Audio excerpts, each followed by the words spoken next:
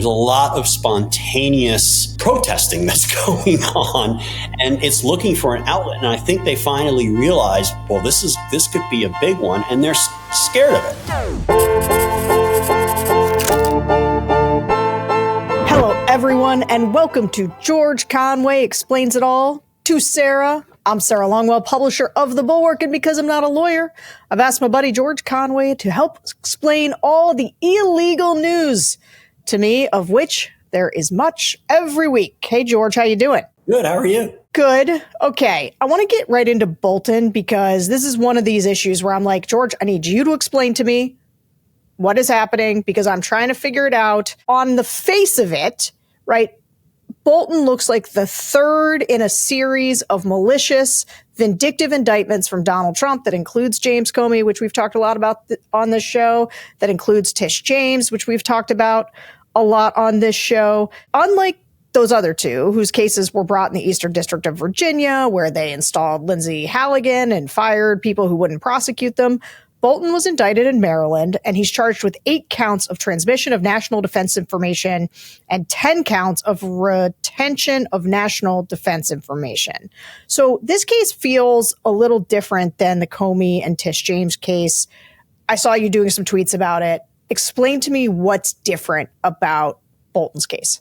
I mean, in a nutshell, the other two cases, the Comey and the James cases, look like bullshit from the get-go. I mean, you read the complaint and you say, what? The indictments, and you say, what? How does this make any sense? How is this consistent with the facts?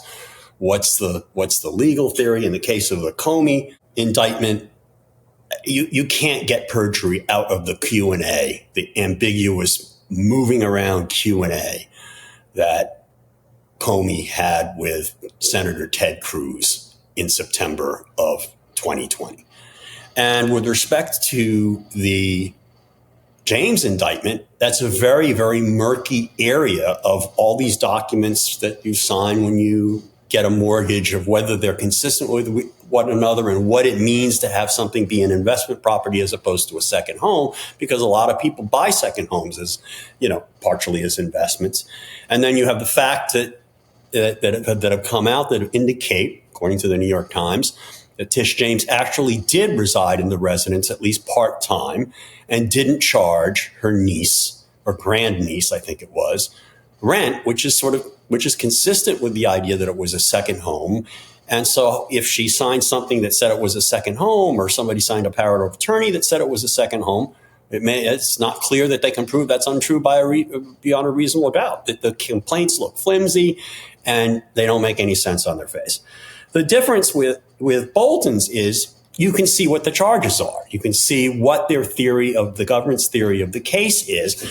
And I think the best way basically what the theory is Bolton went to work every day and he took notes, very copious notes that he typed up. Maybe he had I don't know exactly how he did it. Maybe he dictated it. Maybe he typed it. I have to go back and see what the exact facts are. But he was like a pack rat for keeping information, a diary of every day, every moment of every day, everything he did while he was in the White House. And it's pretty clear from some of the emails, I'm assuming the government didn't make those up, that he was doing that with an eye toward writing a book when he left government. And that's not uncommon for public officials. They go to the government. They don't make as much money in the government, and they want to cash out when they leave, and they're going to have some interesting experience. And the public has a right to know. And it's a very common thing for public officials to write books about their year or two stints in the government in various positions.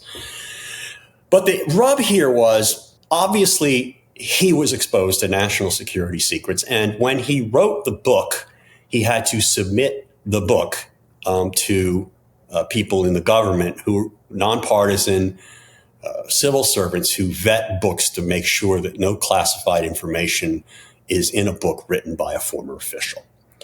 And he went through that process and he got a letter from the civil servant who was doing the review saying some of the stuff has to come out, but All the other stuff is okay. And then he got in a brouhaha because the White House didn't want the book to come out in 2020, the Trump White House. So they basically put their foot down and squashed the civil servant who wrote that letter and said, yeah, well, we got more problems with this. And they did it, kind of willy-nilly obviously with a political intent of Donald Trump didn't want to be embarrassed by the fact that the book portrays him as an utter buffoon. That was really the sensitivity to Trump about this. But what happens is that letter was his shield.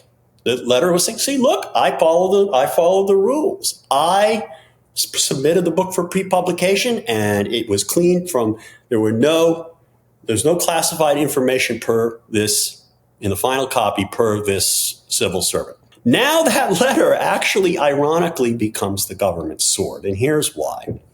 When you read this book, and I tried to read it 5 years ago. I bought it, the room where it happened.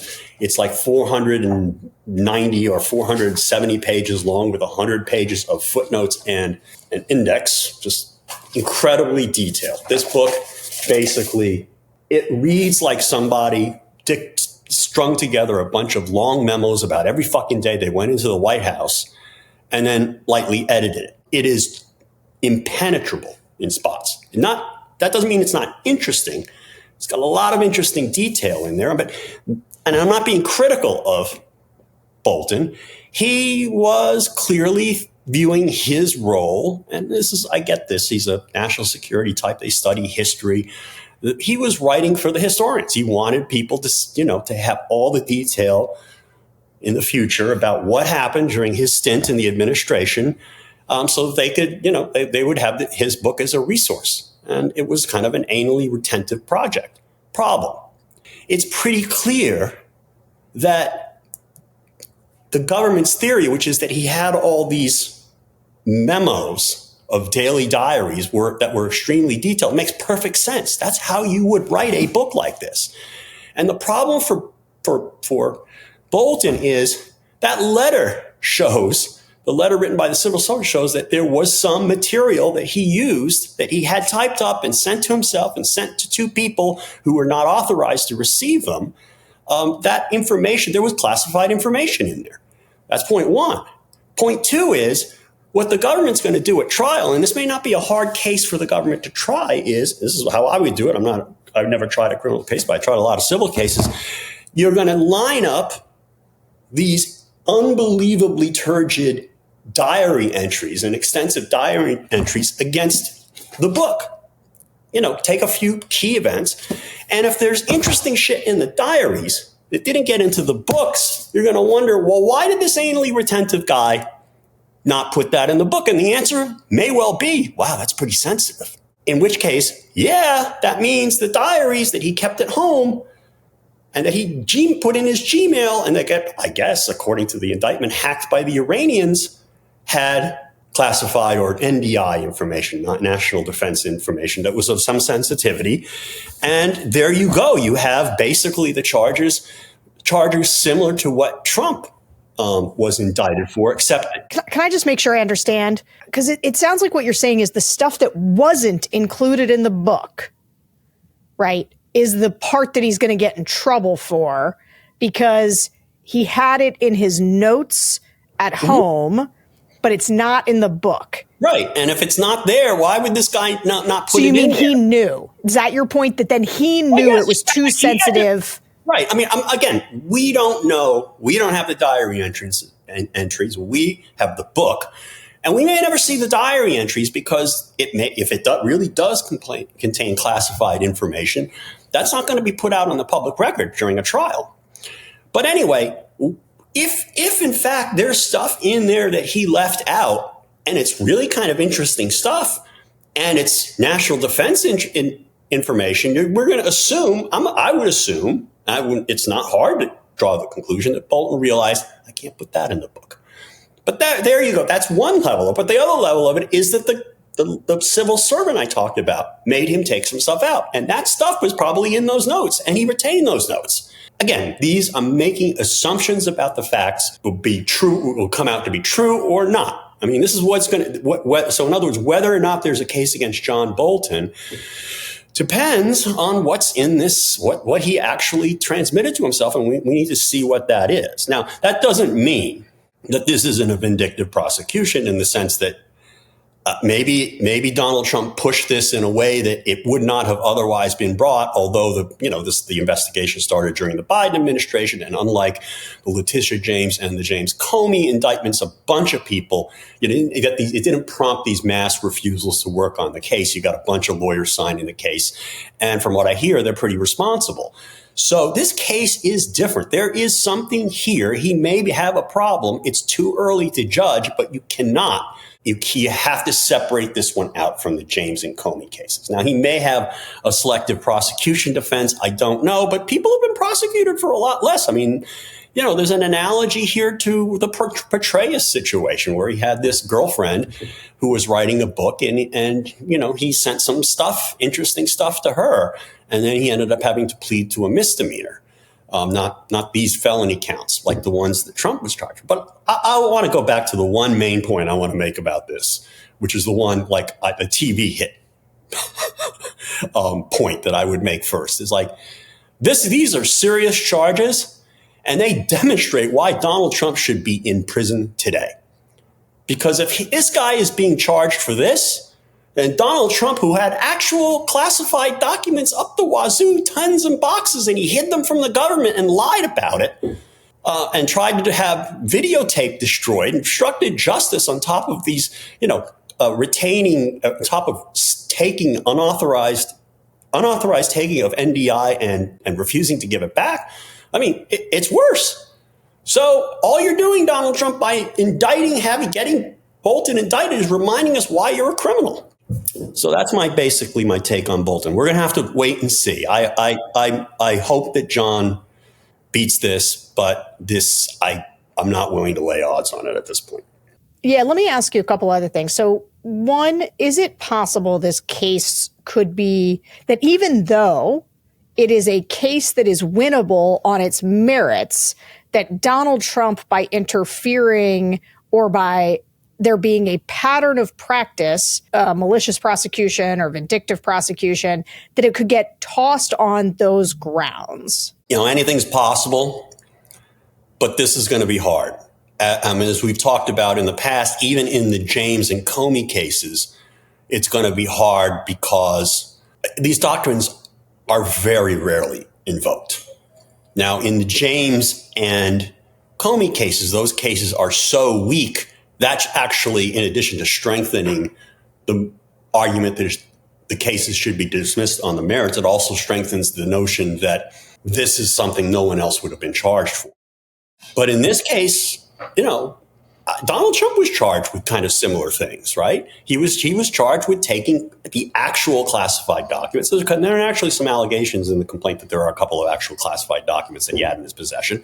But it really doesn't matter whether you take the original documents or have the information transcribed in some other form, right? I mean, if you copy down a PowerPoint that is top sensitive, compartmentalized information, or whatever the phrase is, and you take that home, you violated the law. And if you don't give it back when you're asked for it, you violated the law again. And in this case, there's some argument the government has that that's what happened here with those, with the material. I mean, what's the difference between writing something down and having the information on a yellow pad, for example, and having the actual same text in its original printed form, or stuffing the document in your socks the way Sandy Berger did? Not much. I mean, because the information is the information, and it's the information that matters. So Bolton has a problem. He may beat this. He may not. I do not know. I will not handicap it. I'm going to be agnostic on what the outcome is, but I think everybody needs to understand this case may be a case that could have been brought by reasonable prosecutors under a different administration. But we don't know. Again, it's early. Let me ask you a different question. So I remember when we were dealing with Trump's documents case, one of the things that weakened the public opinion around the severity of that case was the fact that both Joe Biden and Mike Pence, very shortly after the Trump indictment were also found to have top secret documents in their possession, which they shouldn't have had. Is Bolton in a different class of people? Because in my understanding, when they did that, right, they basically apologized and gave them back, right? But people showed up and tore Biden's, Delaware house apart for them.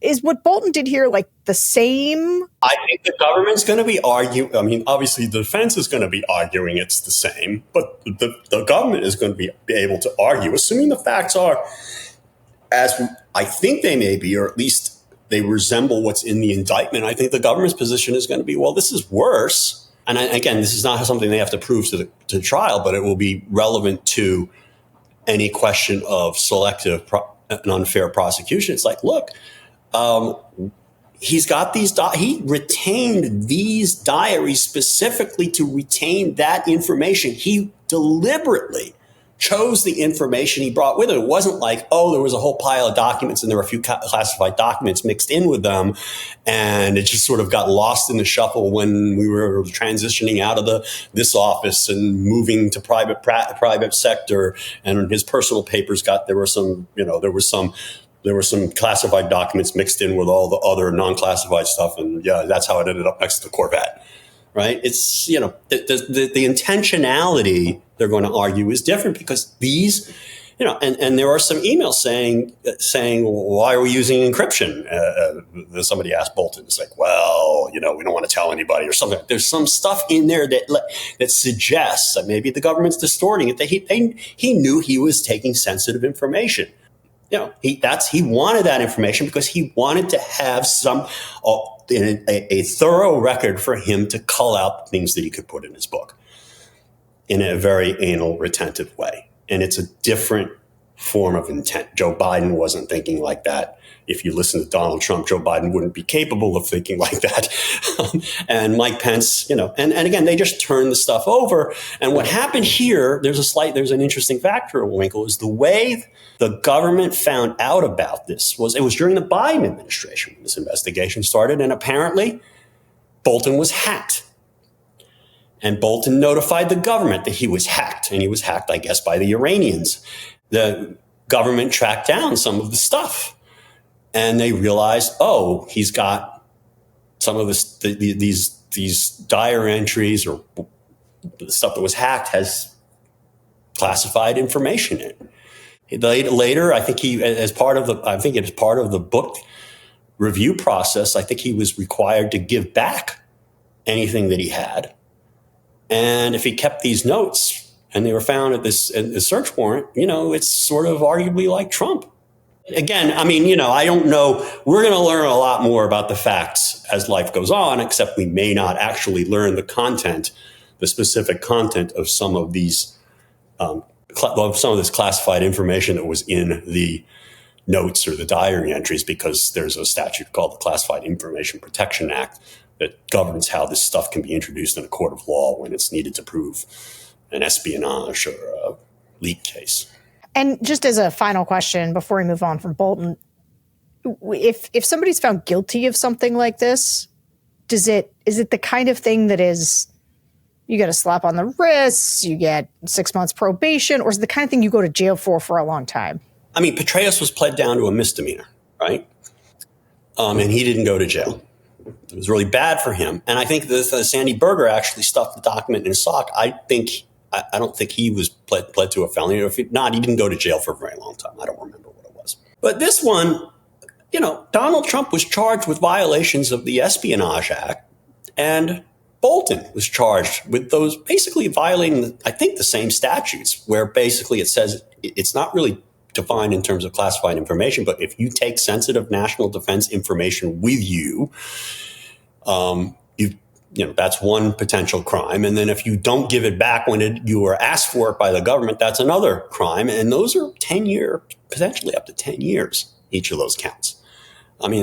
So this is a real case, and this is a scary case. Yeah, I'm just going to guess I offer as a political matter, because here's the thing. I think we should have really high standards around our national security information. Like, I think that whether you're writing a book or whether you want to keep it in your bathroom because you just don't want anybody else to have it, you shouldn't be allowed to do that. And we have these rules in place for a reason. I gotta say, there is something deeply ironic about Donald Trump getting to be president again and doing this, and John Bolton going to jail for 10 years. I don't know if there's a second bite at the education apple around what Trump was doing and how, like, and this is the other thing, like, okay, so we've got Pete Hegseth, you know, with a signal chain. Like, the fact that John Bolton was hacked, Donald Trump is sending DMs on his like janky Truth Social platform that telling Pam Bondi to fire people. Like, their OPSEC is not clean. Their OPSEC is very dirty.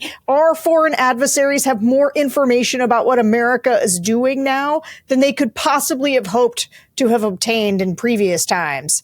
We are a sloppy, sloppy country around this. And so there just is something about, like, I think we should take this all very seriously, but it would be the worst kind of irony if Pete Hegseth gets to keep running, what is it, the Department of War or whatever he's cosplaying at, and Donald Trump gets to be president and Bolton goes to jail. I thoroughly agree with that. And I think there's a grotesque unfairness to that Trump gets to walk because he drew a lucky, he made a lucky draw in terms of the judge he got. How would I put this?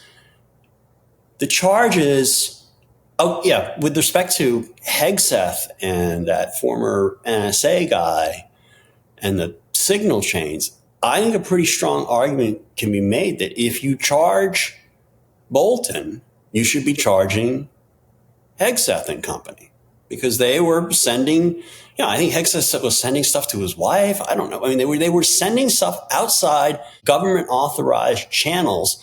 And there's no question that was sensitive national defense information. For crying out loud, it's like it basically had the plans for imminent airstrikes, which, potentially if that information fell into the hands of, say, the Iranians hacking, it could have been used to, could have caused great harm to the people who are conducting the airstrikes. There's a lot of inconsistency here, and I agree with you that we have to have tough standards on this, and I think maybe it should be time to take a good look at what former officials do when they write these diaries or write these memos to themselves or do drafts, because that all potentially, even if it's coming from your brain and your recollection from 6 months ago or 6 hours ago or whatever it is, and you remember something top secret that you were told and you put it down on a piece of paper, that is something that belongs to the government effectively. So, but that's one of the points that people are making is like, well, you could get a lot of former public officials doing this, right? Because that's why they have a pre-publication process and the stuff gets taken out. And if you got drafts of it, well, that's NDI. You could be charged for that maybe. So it's very, very tricky. And the problem is that there's a coherent theory and it makes some factual sense of what Bolton is being charged with. It may not be fair because some other people got away with stuff and this is the way people write memoirs. But from a legal standpoint, this could very well be proven to be a crime. Yeah. And the very last irony I'll note is that this was the book that John Bolton chose to write instead of testifying. He is the guy who basically decided not to take out the leopard with his book by writing this book, and he didn't testify, and now he's getting his face ripped off. This show is sponsored by OneSkin, our friends over at OneSkin. If you've noticed more hair in your brush lately, you are not imagining it. Seasonal shedding and breakage ramps up when it starts to get cooler and drier outside. Trust me, I see it too. But OneSkin's OS1 hair can help. It's a scalp serum powered by their patented OS1 peptide, and it works by targeting the cells in your hair follicles that contribute to shedding, thinning, and slower hair growth. OneSkin is a big part of both my skincare and hair care routine, and OS1 hair can actually reactivate the hair growth cycle and promote thicker, fuller, denser hair, which is great for me because I'm recording videos all day. One thing it doesn't do is get rid of these new grays, though, which, I don't know what to do about. Don't tell them about that. They've done clinical studies on this serum to validate the science, and the numbers are pretty wild. 6 months in, people saw a 43% increase in hair thickness and 40% increase in hair density, in addition to seeing an overall reduction in hair shedding and increased hair volume and fullness. People are really seeing a difference with this hair serum. Born from over 10 years of longevity research, OneSkin's OS1 peptide is proven to target the cells that cause the visible signs of aging, so your scalp and your hair stay healthy as you age. Go to oneskin.co/hair and use code AskGeorge for 15% off your first order. After you purchase, they'll ask you where you heard about them. Please support our show and tell them we sent you. Tell OneSkin that we sent you. Thanks, OneSkin. Turning now to this Chamber of Commerce lawsuit, which I myself am pretty interested in.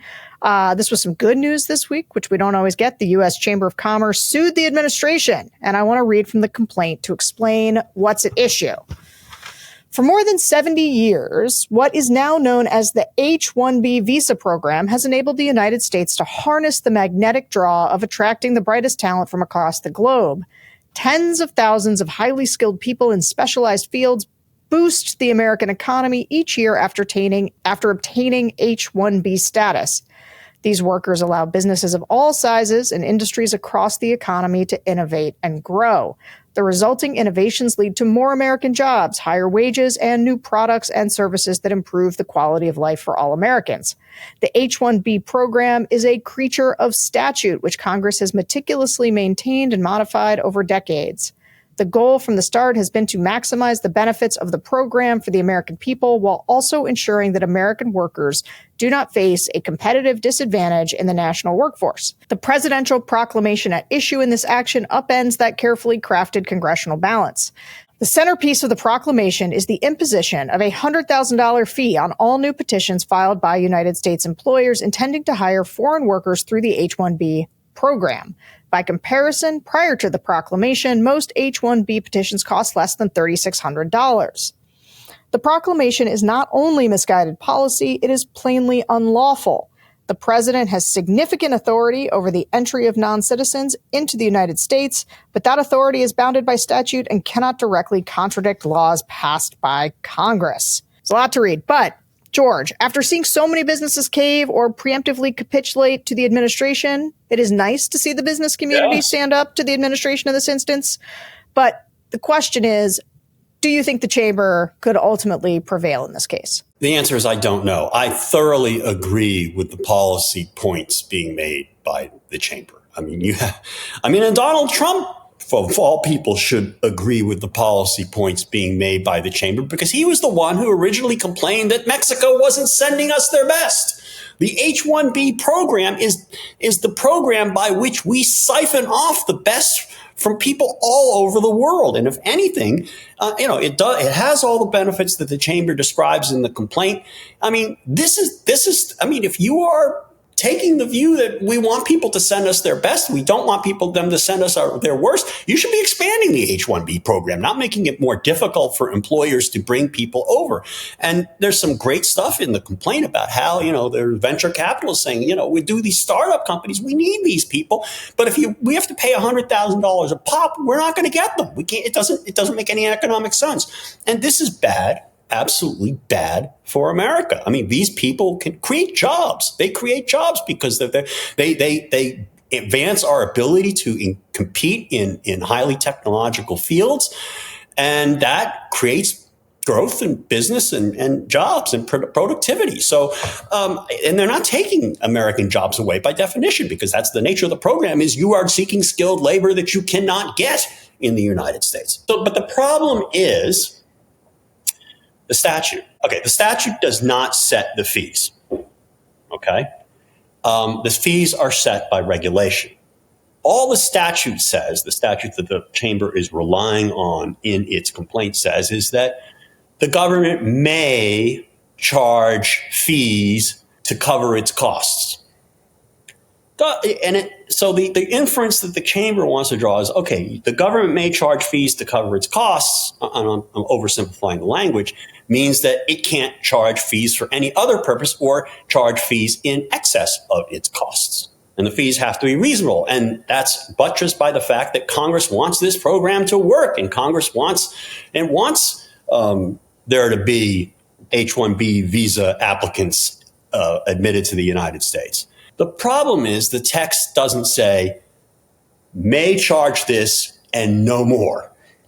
Cannot charge more than. There are about 50 ways to write that statute to basically say, to cap the fees very specifically at cost. And the statute doesn't use that language. There's some good legislative history that if the chamber is quoting it correctly, helps. But it looks to me to be an ambiguous statute. I would like to see more. I'd like to see what the government's response is, and I'd like to see what the chamber's reply to the government's response is on the legal theories. I'm sure we'll see that soon enough. And I'm not an administrative law maven. I mean, maybe they can get this as arbitrary and capricious as well. That they just pick these numbers to stymie the statute, and it's arbitrary and capricious under the Administrative Procedure Act. Yeah, who knows? But I just think it's too early to. I wasn't overwhelmed by the legal theory in the chamber's complaint, but maybe I'm wrong. Maybe some as law maven would say, "Oh, yeah, this is a great complaint." Yeah, I mean, I gotta just talk about the politics of this for 1 second, because it is so weird to me that they have decided to go after the H-1B visas. And in fact, when Trump was in the All In podcast with the tech bros at one point, these are a lot of friends of Elon, he walked away saying, yeah, anybody who graduates from an American university, they should have their H-1B visa stapled to their diploma. Why is that? The Chamber of Commerce should not be the lone voice in here. Because what happens is, and this goes to a broader problem we are having with the Trump administration, which is the overall brain drain in America, like the cuts to NIH funding, like so many of the Doge cuts, they attack places where we were providing the kinds of grants and opportunities for medical research and other innovation that kept the smartest people from China and the smartest people from Greece and the smartest people from all over the world would come to America to figure out how to invent things and to start businesses because we had the best environment for that. And those people are leaving. They're going to go to China. They're going to go to Russia. They're going to go to other places that are going to attract them. And so I just don't understand why he's doing this. Like you could be like, well, you're going to make more money. Like he's trying to, the way he tries to wring money out of everything. And he's like, well, I'll just charge them more without realizing people aren't going to pay that. They will go somewhere else. So like, what is the point of this? Do you know? Look, I mean, it's not rational. Okay. The whole attack on immigration is xenophobia. And xenophobia is a classic characteristic of fascist authoritarian movements. But another classic aspect of authoritarian and fascist movements is anti-intellectualism. They're against smart people who read books and do things. That's, the whole attack on science that we're seeing at the universities, at the CDC, at the NIH. It's all, there's just this urge to take out the smart people, to take out the people who are hoity-toity, who they think look down on the people who vote for the fascist authoritarian. And, it's part of the way that an authoritarian likes to divide people. And I think that's really what explains this as much as anything else. It's not designed to serve any economic purpose. It is designed to basically play to people's prejudices and to be anti-intellectual. Yeah, I'm not sure there's much more to say about it than that, because I think that's right. I do want to get to the National Guard, but first, fall is here, and you know what that means. The temps are dropping, but your kitchen's heating up. It's game day spreads, slow-simmered stews, and comfort food on repeat. And if your current hands flinch every time they see high heat, you deserve better. Enter Hexclad, the cookware that's as serious about performance as you are about that meat thermometer. Are you super serious about your meat thermometer? No. I just tell the waiter medium, and it comes back, the right way. That's my thermometer. Got it. This isn't your grandma's nonstick. Hex-clad pans give you that perfect sear, crazy durability, and easy cleanup without babying your cookware. Stainless steel strength, toxin-free, nonstick convenience, and yeah, they look damn good sitting on my stovetop. These have been a huge upgrade to the cookware we use around my house. This stuff is built for the long haul. And anybody who listens to me knows I'm not a big cook, but other people in my family are. And I will say, these pans, they look great. And most importantly, I love that their handles don't get hot, because I am a classic, oh, I'm just going to move this and like burn my hand all the time. Now, let's not forget about the real game changers here. Hex-clad 6-piece and 12-piece sets take the guesswork out of cooking. Whether you're starting fresh or leveling up, these bundles cover every dish, every craving, every crowd. It's the kind of upgrade that transforms your kitchen from good enough to how did I ever cook without this? Plus, every Hex-clad product is backed by a lifetime warranty. You're not just investing in better tools, you're setting the tone for seasons of cooking to come. Game days are here. It's time to upgrade your kitchen for hosting season. Get 10% off at hexclad.com/askgeorge. And make sure your spread is as strong as your lineup. Support the show and cook with gear as serious as your passion at hexclad.com/askgeorge. Let Hexclad know we sent you and experience the ultimate upgrade in your kitchen with Hexclad's superior performance. Thanks, Hexclad. All right, George, now I want to talk about the National Guard. So last week we talked about the district court order staying the deployment of the National Guard in Chicago. And this week, the Seventh Circuit Court of Appeals upheld the stay. Trump argued that deploying the Guard was necessary to quell violent assaults against federal immigration agents and property.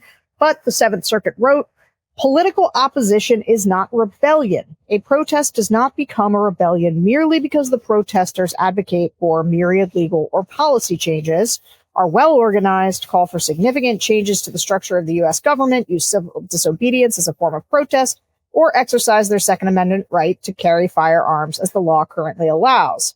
Nor does a protest become a rebellion merely because of sporadic and isolated incidents of unlawful activity or even violence committed by rogue participants in the protest.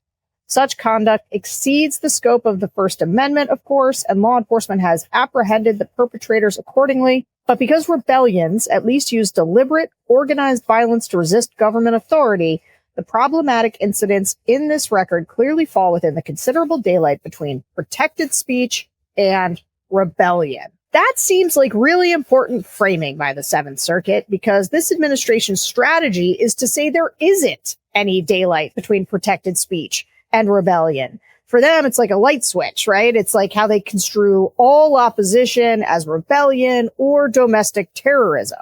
What did you think about this opinion, and where do you think this case is headed next? I think it's a great opinion. I don't know whether this one or some other case is going to be headed to the Supreme Court, but I think the Seventh Circuit case, the district court opinion as well, I mean, they're very, very powerful. And I think it's pretty obvious. I mean, we've talked about this statute several times, Section 12406, and what the requirements are. And it has to be, insurrection or rebellion, or the president being unable to execute the laws with the regular forces. And none of those things has been shown. And I think the only way you can get to a contrary result is to do, I guess the Ninth Circuit's still sitting on this, is to think of the case the way one of the Ninth Circuit judges that heard the panel appeal from Oregon was saying that the president has to decide how to allocate resources. But the fact of the matter is, the president's ability to allocate resources is determined by this statute, and this statute has very specific requirements for the federalization of the National Guard. And any suggestion, I mean, as the judge in the Northern District of Illinois in Chicago said, the federal judge said, this is just it doesn't compute. It just does not make any sense. And as I've been saying, it's all pretextual. It's pretextual, and it's designed as also to be performative, to show people they're being strong. And it's also designed, and the district court was very good about this in Chicago, it is designed to provoke. She basically said, I mean, she didn't say it quite as sharply as I did, but she basically said that the only people who are causing trouble here is the government. They're provoking people.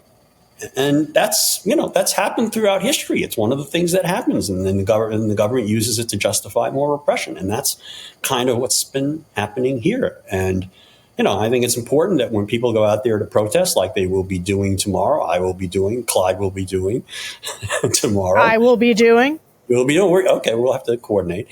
We have to, don't fall for the provocations. Don't fall for the provocations. Can I ask you just? So yes, be peaceful, but do go out, do show up. This is really an important one right now. I think I got to ask you though, George, have you been surprised? This is again just me veering into politics quickly. Have you been surprised to hear Mike Johnson and so many other Republicans? I mean, Carolyn Levitt said yesterday. I mean, they're saying it's a hate America rally where people are they're Hamas and it's terrorists. I mean, we are.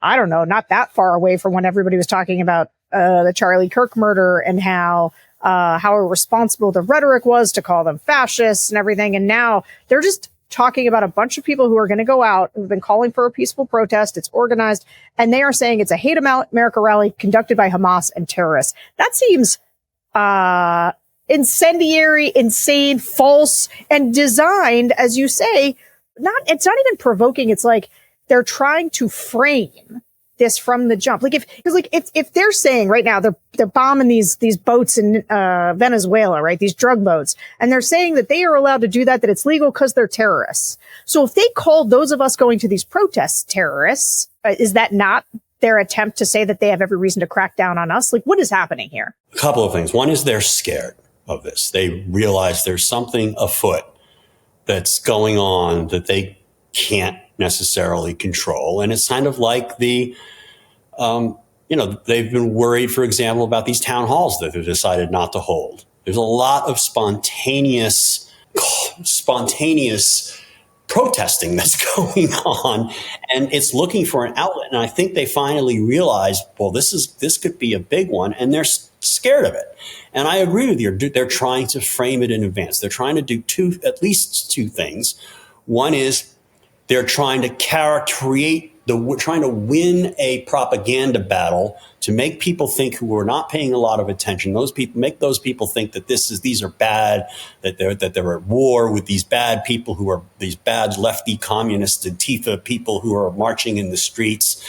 And the second thing that they're trying to do is they're trying to scare people from coming out. People that they're trying to basically show, oh, this is going to be dangerous, both by suggesting that the people who are marching are dangerous, but by implicitly suggesting that there may have to be some law enforcement response. So they're trying to create fear of these rallies, both among people who are sitting at home watching Fox News or Newsmax, but also for people who might otherwise come out.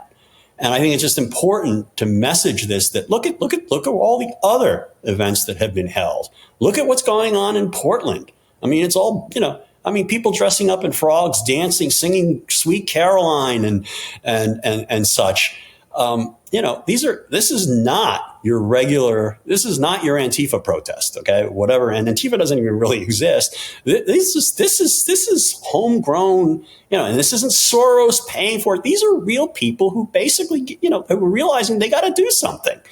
And the organizers are hopeful this is going to be the largest protest in American history. And I'm willing to bet money that it will be. This is something that I care about. What do you make of the IRS stuff? I know this wasn't something we talking about, but I do want to know, do you have an opinion on the way that Trump is going after people's nonprofit status and the way they're weaponizing the IRS? I mean, it doesn't surprise me at all. I mean, their object is to use every lever of power, legally or illegally, to leverage against people who oppose them or are perceived as opposing them. Doesn't matter whether these involve criminal violations of law, because it's criminal to tell the IRS to investigate somebody for political reasons. There are criminal prohibitions that Congress enacted in the wake of the Watergate scandal to prevent this. Now, I mean, obviously Trump may be immune thanks to the Supreme Court. A lot of other people aren't. They want to scare everybody from coming out. They want to scare people from starting nonprofits. They want to scare people from doing things that they don't like, and they're going to use every method at their disposal, even if it's a violation of the criminal law. They'll do it. They don't care. Before I wrap, I want to ask about the Supreme Court, because we talked a lot today about district and appellate courts blocking the administration from unlawful actions, but the Supreme Court term just kicked off, and most of these cases will eventually make their way up to the Supreme Court. Is it naive to take comfort in these lower court wins when the Supreme Court is probably going to side with this administration more often than not? I'm concerned about whether the Supreme Court actually gets what its proper role is here, and I don't like the way it's been handling some stuff. I just don't know how it's going to come out. But at the end of the day, it has always been my position, and you've heard me say this for several months, that the courts will not save us. Because either the court goes your way, the Supreme Court goes your way, and at a certain point, then the government's going to say, screw it, we're not going to obey the Supreme Court. Again, what matters is people coming out and showing their support for democracy. And maybe that'll put some spine in the Supreme Court. I don't know. But we are the ones we are waiting for. And it's not going to be John Roberts and Brett Kavanaugh and Alito and Thomas. George, as always, thanks for talking about the illegal news with me. Guys, thanks for listening to another episode of George Conway Explains It All. Don't forget to hit subscribe, leave us a review, and we will see you next week. Have a good No Kings weekend, guys. Well, George Conway, he's a man with a plan. Got to sit down with Sarah Longwell, take a stand, explain all the legal problems they're piling high. With Donald Trump, oh my, oh my, oh my. He said, Sarah, let me break it down for you. There's obstruction of justice, corruption too, the legal tangles and troubles, they're growing fast. It's a storm that's gonna last and last. Oh, Conway, tell Longwell all about it. Those legal problems can't live without it. From the emoluments to the Russian ties.